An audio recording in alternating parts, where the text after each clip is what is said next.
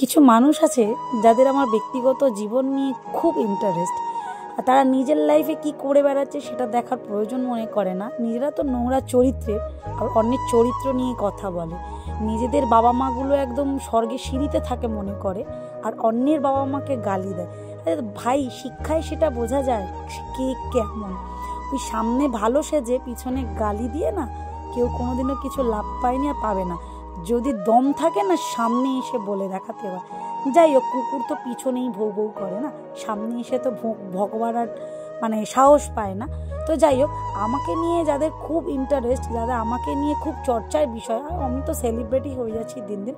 তো যাই হোক, আমার পিছনে খোঁচা খাচ্ছ খাও, আমি যখন খোঁচা খেতে শুরু করব সামাল দিতে পারবে না।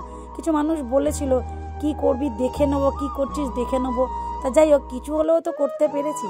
তাই বলি, নিজের জীবন নিয়ে একটু চর্চা করো, পরের জীবন নিয়ে নয়। আর তাহলে ভালো থাকবে, সুস্থ থাকবে। কি বন্ধুরা, ঠিক বললাম তো কথাগুলো? কমেন্টস করে বলো।